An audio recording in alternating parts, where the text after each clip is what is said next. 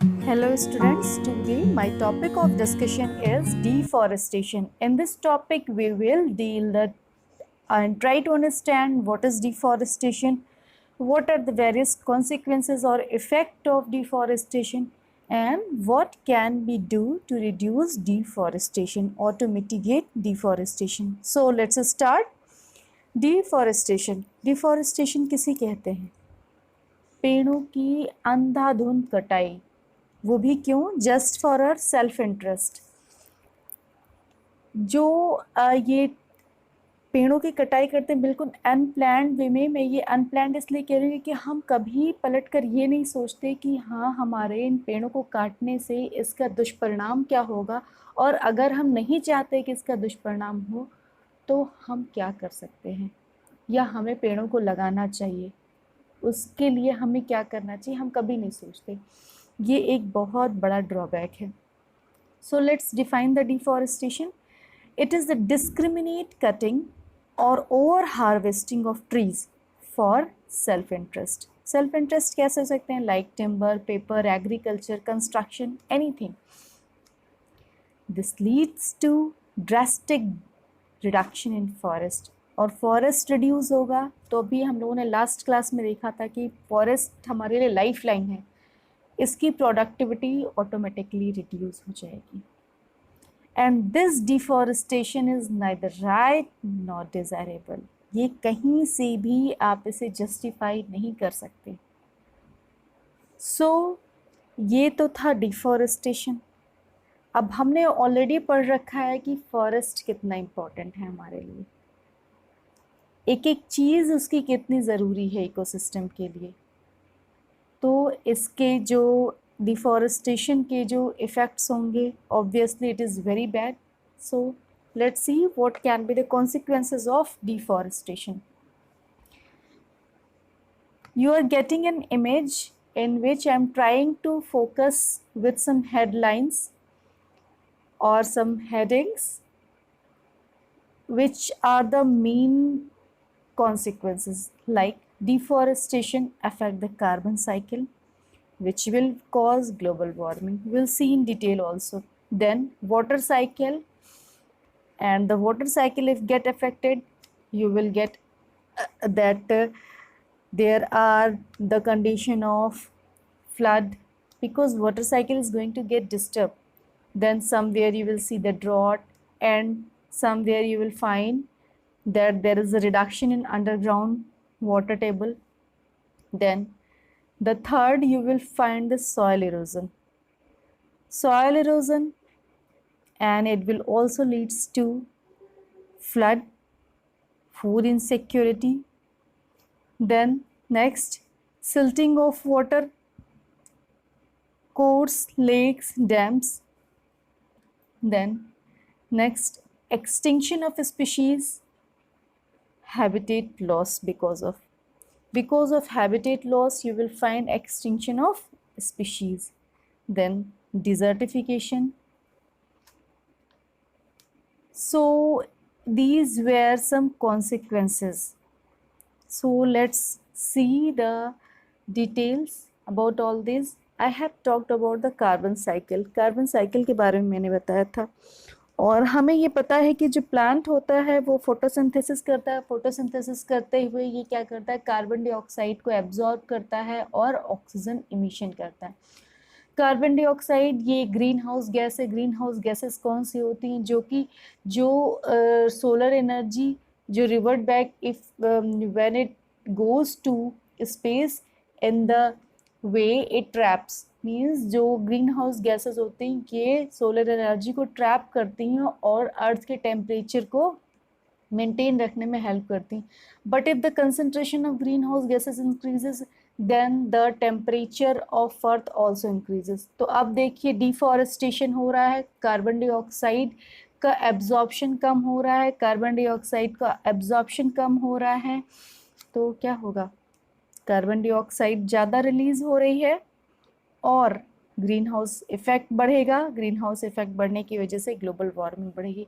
अब global warming बढ़ेगी तो हमारा क्या जाता है? बहुत कुछ जाता है. क्यों जाता है? क्योंकि जैसे ही पृथ्वी गर्म होना शुरू होगी, जितने भी ग्लेशियर्स हैं वो पिघलना शुरू कर जाएंगे, और पिघलना शुरू करेंगे तो हमें पता है अर्थ पे 75% वाटर है, और ये पानी पिघलेगा तो कहाँ जाएगा, फ्लड बनाएगा, फ्लड होगा, और इस वजह से और बहुत से नेचुरल डिजास्टर्स होना शुरू हो जाएंगे। जो कंसंट्रेशन है सॉल्ट का वो डिस्टर्ब होना शुरू हो जाएगा। You will get so many drastic effects. Then come to the water cycle. दूसरी हेडिंग थी आपकी वाटर साइकिल। वाटर साइकिल में क्या है, हमें ये पता है कि जो फॉरेस्ट होते हैं वो वाटर साइकिल को कैसे मेंटेन करते हैं।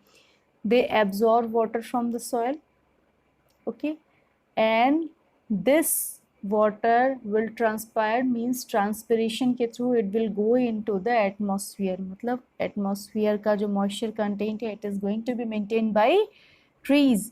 तो और ये जो मॉइस्चर है या एटमॉस्फेयर में जो वाटर है वो क्या बनाता है, ऊपर जाके क्लाउड बनाता है, and cloud will come in as a come to the earth as a rain. तो ये पूरी वाटर साइकिल होती है जो कि रेन फॉरेस्ट के थ्रू या फॉरेस्ट के थ्रू मेंटेन होती है। But if there is no forest, no trees, then there will be no transpiration, and there will be disturbed water cycle, means moisture content of air will be reduced.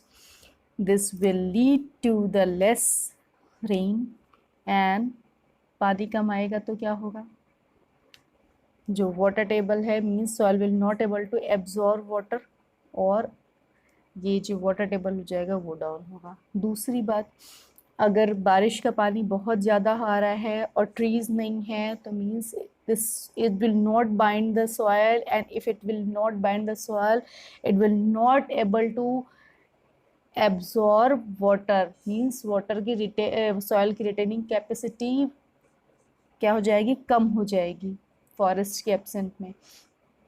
तो forest के absence में अगर soil की water retention capacity कम हो रही है तो water सीप इनटू करके ये नीचे नहीं जाएगा, वाटर टेबल आपका मेंटेन नहीं हो पाएगा, और at the same time it will cause flood, क्योंकि सॉयल तो नीचे सॉयल के अंदर तो पानी जा नहीं पा रहा है, तो सारा पानी सरफेस पे है और सरफेस पे बहुत ज़्यादा पानी हो जाएगा तो क्या होगा, फ्लड होगा।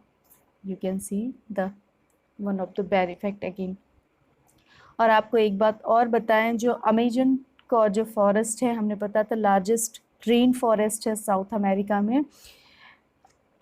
ये कह सकते हैं ये अप्रोक्सीमेटली हाफ जो अर्थ का जो water circulation the water cycle होती है केवल ये कवर करता है अमेजन फॉरेस्ट। और अब आप सोचिए कि अगर हम रेन फॉरेस्ट को जब डिस्टर्ब करते हैं तो हम अपना ही कितना नुकसान करते हैं। Now come to the soil erosion. Soil erosion, आपके जो ट्रीज़ हैं, ट्रीज़ की रूट्स हैं, और ये रूट्स क्या करती हैं, सॉइल को बांध करके रखती हैं, they binds the soil. But in presence of, और you can say sorry in absence of trees, अगर ट्रीज नहीं होंगे तो रूट्स नहीं होंगे, रूट्स नहीं होंगे सॉइल को बांधेंगे नहीं, तो जब बहुत तेज बारिश होगी तो ये पानी के साथ सारी सॉइल को बहा ले जाएगा। और उसी के साथ क्या होगा, रूट्स नहीं है सॉइल की, मैंने पहले ही बताया कि वाटर रिटेंशन कैपेसिटी मतलब वाटर होल्डिंग कैपेसिटी जो है कम हो गई, वाटर नहीं होल्ड कर पा रहा है, पानी नीचे नहीं जा पा रहा है, वाटर टेबल नहीं बन रहा है, सारा पानी सरफेस पे है, again it will cause the flood.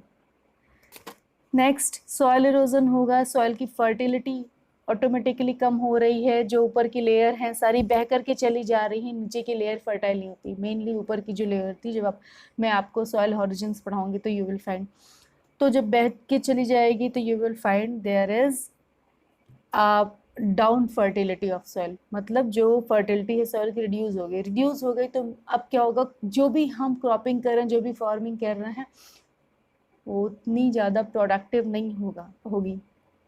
तो जब फर्टाइल सॉइल में आपके सॉइल की फर्टिलिटी ख़त्म हो गई तो ऑटोमेटिकली आपकी क्रॉप्स और आपकी जितनी भी फसल है सब खराब होना शुरू होगी, means you are facing the problem of food insecurities. Cropping कहाँ करेंगे, एग्रीकल्चर प्रैक्टिसेस कहाँ करेंगे, जहाँ सॉइल होगी, सॉइल ही नहीं होगी, आपकी सॉइल फर्टाइल ही नहीं होगी तो हम कहाँ से करेंगे।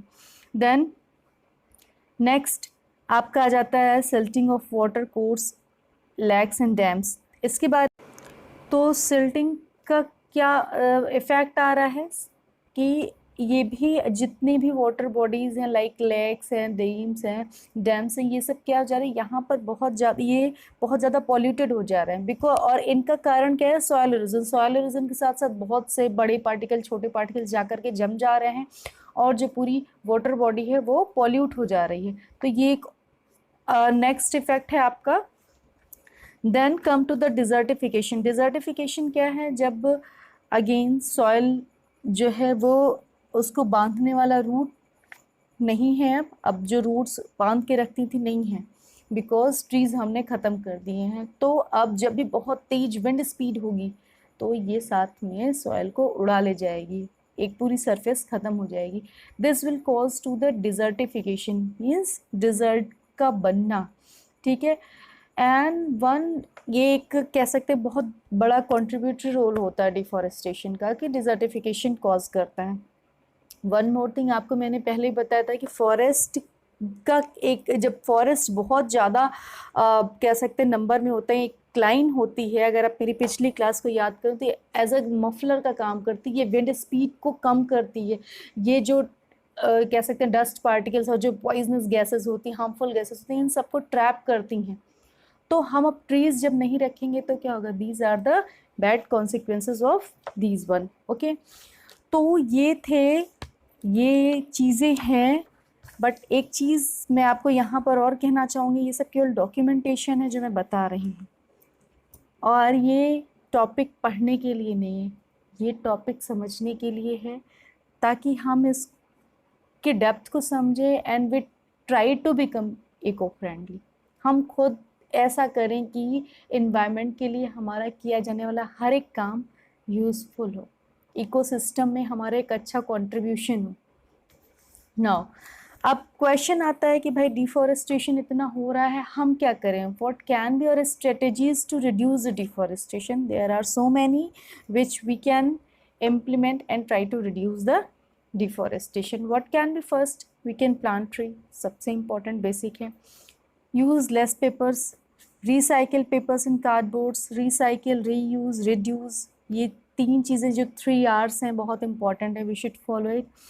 Then use recycle product, I have said, I have already. Then buy only sustainable wood products. Sustainable wood products का मतलब क्या होता है, that woods which we get from the sustainable managed forest. Managed forest means जो forest sustainably managed है, मतलब हम जितने पेड़ काट रहे हैं उनके एवरेज में उतने ही लगा रहे हैं और बढ़ा रहे हैं, उनको हम सस्टेनेबली मैनेज्ड फॉरेस्ट कहते हैं। तो वहाँ से जो वुड प्रोडक्ट्स हैं हमें उनका यूज़ करना चाहिए। बट अनफॉर्चुनेट फैक्ट ये है कि ज़्यादातर वुड प्रोडक्ट्स क्या हैं, they are unsustainable, means illegal cutting के थ्रू हमें मिलते हैं। And we should try to be we can say strict and we should be in vigilance. Try to, हमें हमेशा ध्यान देना चाहिए, स्ट्रिक्ट होना चाहिए, नहीं हम ऐसे प्रोडक्ट्स का यूज़ नहीं करेंगे जो कि सस्टेनेबली मैनेज्ड फॉरेस्ट से नहीं मिले हैं। So next what we can do, do not burn firewood excessively. Okay, then raise awareness, हमें awareness खुद में भी और दूसरों में भी raise करने की कोशिश करनी है। then respect the rights of indigenous people, आपको पता होना चाहिए कि जो ट्राइबल्स होते हैं, जो जंगलों में स्पेशली रहते हैं, वो बहुत इको फ्रेंडली होते हैं, उनके प्रोडक्ट्स जो वो यूज़ करते हैं, बिकॉज उनका जो वे होता है वो सस्टेनेबल होता है, वो इस तरीके से यूज़ करते हैं कि वो बिना हार्म किए फॉरेस्ट के प्रोडक्ट्स का भी यूज़ करते हैं, उनको कोई हार्म भी नहीं पहुंचाते और उनकी सारी जो नीड्स होती हैं वो भी फुलफ़िल हो जाती हैं। तो और उनसे रिलेटेड जो उनके राइट्स हैं, उनको जो चीज़ कह सकते हैं जो उनके फेवर में, we should respect everything. Then what can we do more, practice eco factories. What are these eco factories? Eco factories वो factories होते हैं which are committed to conduct the environment friendly manner, means they are, वो इस चीज़ के लिए उनका commitment होता है कि उनका जो भी कंडक्शन होगा, जो भी whatever they are doing, वो क्या होगा, environment friendly manner में होगा। Then we can support the stakeholder like organizations which are fighting for the deforestation.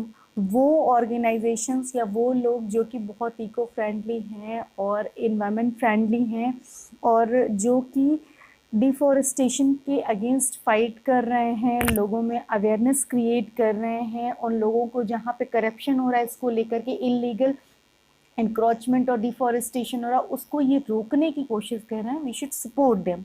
Then we can also join the communities of forestry project. हम ऐसी communities को join कर सकते हैं. तो ये कुछ चीज़ें थी. एक टर्म बार बार आ रहा है सस्टेनेबल डेवलपमेंट का. What does it mean? Sustainable का एक्चुअल मतलब क्या? सस्टेनेबल डेवलपमेंट का मतलब होता है, ये वो आइडिया है कि हम जो आगे आने वाली जो फ्यूचर जनरेशन है उसकी नीड्स से हम कोई कॉम्प्रोमाइज़ न करते हुए चीज़ों का यूज़ करें. क्लियर? मीन्स हम एक बैलेंस बनाकर रखें. Sustainable development is the idea that human society must live and meet their need without compromising the abilities of the future generation to meet their own needs. Okay? अब एक कुछ और governments की तरफ से और क्या क्या किए जा रहे हैं इनको रोकने के लिए, इनको हम लोग मतलब डिफॉरेस्टेशन को रोकने के लिए क्या किया जा रहा है उसके बारे में थोड़ा सा देखते हैं. आपको पता होगा, आपने सुना होगा फॉरेस्ट कंजर्वेशन एक्ट. ये it was enacted in parliament in 1980s.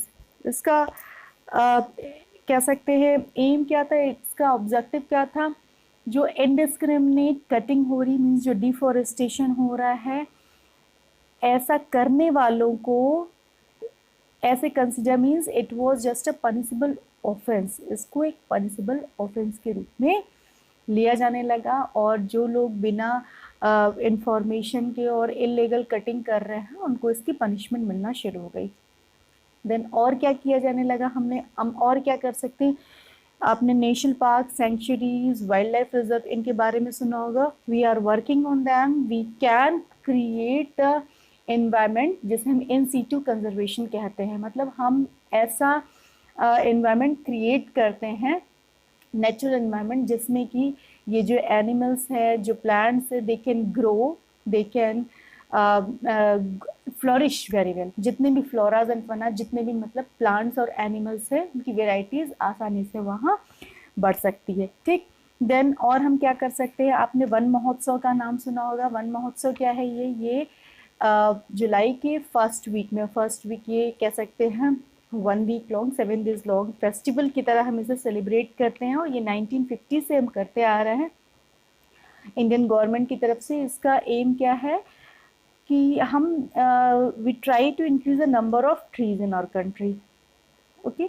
And और हम स्कूल्स में, कॉलेजेस में, ऑफिसेज में, कॉलोनीज में हम ट्राई करते हैं कि ज़्यादा से ज़्यादा प्लांटेशन करें. और एक बात मैं यहाँ पर ज़रूर कहना चाहूँगी कि केवल प्लांटेशन ही मैटर नहीं करता है.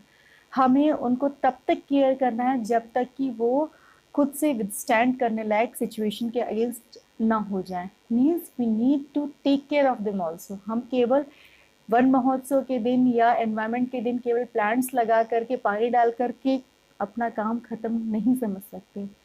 We need to take care of them also. Okay. ताकि हम गो ग्रीन या ग्रीन अर्थ की तरफ कह सकते हैं जा सकें. Then one more we can do. हम और क्या कर सकते हैं? जैसा कि मैंने आप लोगों को बताया है कि नंबर ऑफ प्रोटेक्टेड एरियाज जो है उनको बढ़ाने के लिए हम national park, wildlife sanctuaries इनके ऊपर काम कर सकते हैं. And I will take one video, I will try to provide the one video on this topic, national park, wild life reserve and sanctuaries. So अभी मैं यहाँ पे केवल इन शॉर्ट केवल नाम. We are talking about deforestation, so we need to discuss some case study. So the first is about Amrita Devi Bisnoi. In 1730, Amrita Devi Bisnoi, along with the 363 Bisnoi people, has sacrificed their life to save the khejri trees. Actually, what happened in Jodhpur, Rajasthan? Usually in the Rajasthan you will see कि बहुत greenery नहीं होती है, but in the Bishnoi village there was a very much greenery because of khejri trees. और इसी वजह से उस गांव का नाम पड़ा था खेजड़ली गांव पड़ा था। तो वहाँ पर जो राजा थे अभय सिंह, उन्हें अपना महल बनवाना था और उन्होंने महल बनाने का आदेश दिया था, जिसके लिए महल बनाने के लिए लकड़ियों की ज़रूरत थी। तो ये हुआ कि वहाँ की लकड़ियाँ काट दी जाए। तो वो वहाँ पर उनके जो सिपाही थे राजा के, वो लोग गए वहाँ से लकड़ियाँ काटने के लिए, पेड़ काटने के लिए एक्चुअली आई शुड से। तो पेड़ काटने के लिए वहाँ गए, तो वहाँ पर एक अमृता देवी नाम की जो लड़की थी, इनकी जो महिला थी, उन्होंने पहले तो वहाँ के उनके सिपाहियों से को मना किया, और जब वो उनके सैनिकों को मना किया और जब वो नहीं माने तो वो पेड़ से चिपक गई। और you will not believe that she sacrificed her life. उनके साथ साथ पेड़ों को काट दिया गया, मतलब अमृता देवी बिश्नोई के साथ साथ। और यही नहीं, उनकी 3 बेटियां भी थीं, वो भी उसके बाद उन पेड़ों से चिपक गईं, और वहाँ पे जो पेड़ थे उनसे चिपक गईं, और उनकी भी जान इसी तरीके से उन्होंने भी अपनी जान का बलिदान दिया। और जब ये न्यूज़ पूरे गांव में फैले तो बिश्नोई गांव के जो लोग थे, बिश्नोई कम्युनिटी के, वो लोग भी आए, और approximately 360 people have sacrificed their life to save their trees. And कह सकते हैं, when the king got this, then he just punish all those people who did. उन सब लोगों को पनिशमेंट दिया, उन सैनिकों को सज़ा मिली, और वहाँ के सभी पेड़ों को बचाने के लिए, उनकी रक्षा करने के लिए, कह सकते हैं कहा, और उन्हें संरक्षण दिया, और उनके आगे कभी किसी पेड़ों को काटने के लिए कोई भी नहीं आएगा, ये कहा गया। तो आप देख सकते हैं कि कितना बड़ा बलिदान दिया। तो ये एक चिपको आंदोलन 1730s में शुरू हुआ था, और वो दिन था ट्यूसडे का, और इस दिन को कहते हैं काला मंगलवार। नाउ जो इमेज आपके सामने है, ये खेजड़ी नरसंहार स्थल है, जहाँ पर उन 363 से ज़्यादा लोगों ने अपने बलिदान दे दिए थे केवल पेड़ों को बचाने के लिए। Now the second case, 1973, Chamoli district of Uttar Pradesh. Actually, it is also a very green area, and here the Sundarlal Bahuguda had started the Chipko movement along with a very bold lady who was the pioneer to save trees by hugging the trees. Her name was Gaura Devi. तो सुंदरलाल बहुगुड़ा जो कि बहुत well known environmentalist थे, और हाल ही में Covid से उनकी death भी हो गई, वो गौरा देवी के साथ मिलकर के उन्होंने चिपको मूवमेंट शुरू किया। और वहाँ पे जो उत्तराखंड के जितने भी पेड़ हैं, जितनी ग्रीनरी है, उसको बचाए रखने के लिए, पेड़ों को बचाए रखने के लिए उन्होंने ये काम शुरू किया था। And they were the very, कह सकते हैं, they were the stakeholder of saving trees, and they were the stakeholder to mitigate the deforestation. So it was all about the deforestation topic. In the next we will see more and more. Thank you very much, students. Stay healthy, stay safe, stay